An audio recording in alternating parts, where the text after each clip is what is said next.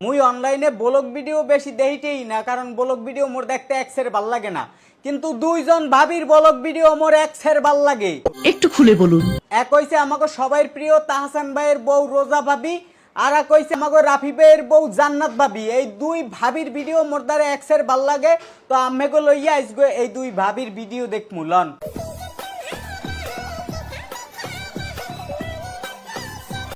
ভাবি blog দেখমু, TikTok না, আম্মে blog শুরু করেন।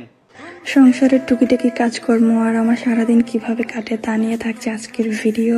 হ্যালো এভরিওয়ান, আসসালামু আলাইকুম। ঘুম থেকে উঠে ফ্রেশ হওয়ার জন্য চলে গেলাম। প্রথমে ভাবি এই ব্রাশ করার ক্লিপটা ইগনোর হলেই পারতেন, এই ব্রাশ করা মোর দেখতে ভাল লাগে না। ব্রাশ করে নিচ্ছি, আমার দাঁতগুলো প্রচন্ড বেঁকা, এই জন্য বেশি সময় নিয়ে ব্রাশ করি আমি। এবার মুখটা সুন্দর করে ক্লিন করার পালা। আমি পন্ডস হোয়াইট বিউটির এই ফেস ওয়াশটা ব্যবহার করছি। এবার মুখটা সুন্দরভাবে ধুয়ে নেব, তারপর টিস্যু ব্যবহার করে মুখটা মুছে নেব। আমার স্কিন প্রচণ্ড ড্রাই, তো ফ্রেশ হওয়ার পর এই ময়শ্চারাইজারটা ব্যবহার করলে আমার স্কিনটা হেলদি থাকে।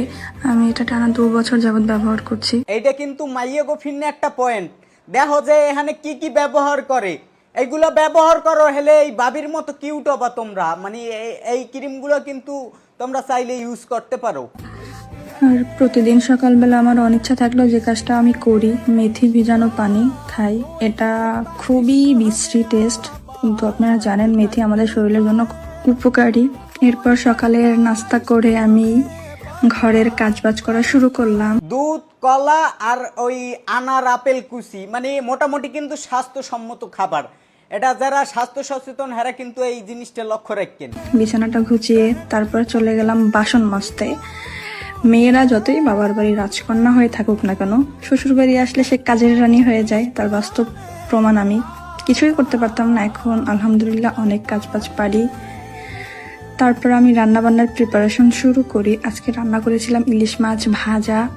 এটা আমার বাবার বাড়ি থেকে পাঠিয়েছিল, আমাদের বরগুনাতে ফ্রেশ। ইলিশ মাছ তেলে ভাজা, বরিশালে ইলিশ, জম্মের মজা, জম্মের সেই স্বাদ। সব মিলিয়ে জিলিয়ে জান্নাত ভাবির বলক এই পর্যন্তই। তো বলক দেখকে যেটা বুঝলাম, হে আরি পাতিল সব বসে মাইজে দুইয়া লাইতে পারে।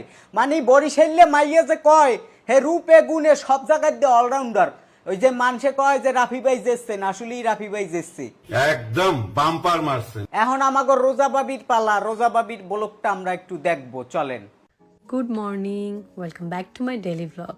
আজকে অনেকদিন পরে ব্লগ আপলোড করছি, কারণ এই ঈদের পর থেকে তো আমাদের ওয়েডিং সিজন। সো প্রতিদিন অনেক অনেক ব্রাইড থাকে, সো ওগুলো নিয়ে অনেক ব্যস্ত থাকা হয়, ওভাবে সময় পাই না তোমাদের সাথে আমার। আমি বুঝলাম না, রোজা ভাবি হে বলকটা শুরু হইরেই হ্যার জানালাটা দেখাইছে, ওদিকে জান্নাত ভাবির বলকটা দেখলাম, হেতেও দেখলাম যে হে বলকের শুরুতেই হ্যার জানালাটা দেখাইলে। মানে এই দুইজনের এত মিল কেমনে? কি মিল, কি মোহব্বত। আহারে, সকালে ঘুম থেকে উঠলাম, কারণ এই সকাল থেকে যে কাজ স্টার্ট হবে একদম রাত অবধি চলতে থাকে। সো ইয়াপ, ফ্রেশ হয়ে নিলাম। না ভাবিরে, আম্মেগো একটা কথা কই, আম্মেগো বলক সুন্দর হয়, আমি আম্মেগো বলক দেখি। মনের ভুলেও আর এই মুখ দোয়া ভিডিওগুলো ছাড়িয়ে না, বিরাজ করেন মুখ দোন সব কাস্টমারকা ভিডিও কিন্তু আমি দেখি না। এই ভিডিও দিলে কিন্তু আমি আর হ্যাঁ পর রইতে ভিডিও দেখবো না, আমার দ্বারা গিন্নে লাগে, ভিডিওই দেখবো না আর।